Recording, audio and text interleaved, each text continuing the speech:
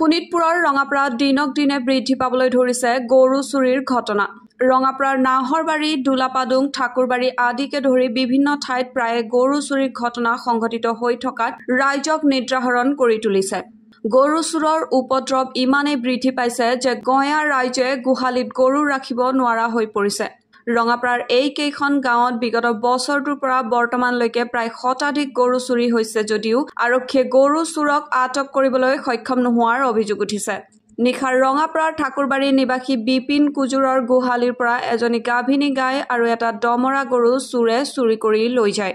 ইফালে ঠাকুৰবাৰী খেলপথাৰখন জুৱা মদৰ ঘাটিত পৰিণত হোৱা বুলি বিপিন কুজুৰে অভিযোগ তোলে। দিনত ছাগলী আৰু নিশা গৰু চুৰৰ উপদ্ৰৱ বৃদ্ধি পোৱাৰ কথা সদৰি কৰে। ৰঙাপাৰাত গৰু চুৰৰ উপদ্ৰৱে ৰাইজক চিন্তিত কৰি তুলিছে।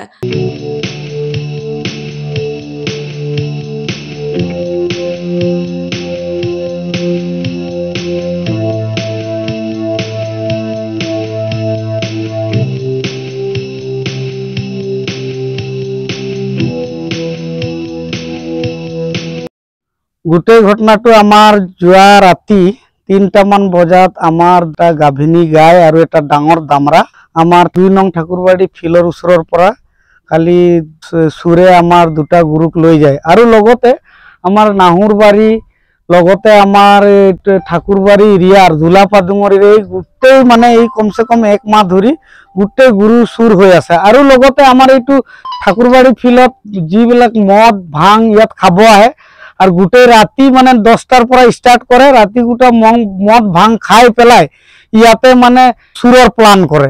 আৰু বহুতে ইয়াত যিবিলাক কমসে 100টা ঘৰৰ ভিতৰত 90টা ঘৰৰ গৰু চুৰ হৈ গৈছে।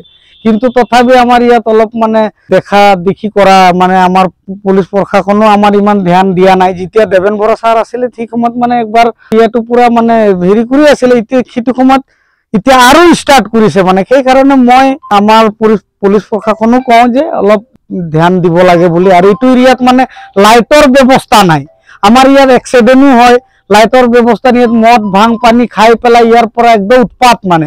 সেইকাৰণে যাতে মোৰ অনুৰোধ আছে মানে যাতে এইটো এৰিয়াটো অলপ লাইটৰ 1-2টামান ব্যৱস্থা কৰি দিলে আৰু এইটো এৰিয়াতে বেছি চুৰৰ উৎপাদন হৈ আছে।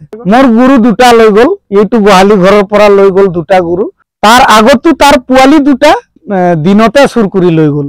বৃদ্ধি পাইছে, বহুত বৃদ্ধি পাইছে মানে একদম অৱস্থা নাই মানে। এনেকুৱা ৰাতি গৰু চুৰ হয়, দিনত ছাগলী চুৰ হয় মানে। বাইকৰ পৰা আহিব ছাগলী চুৰ ধৰি পেলাই লৈ যায়।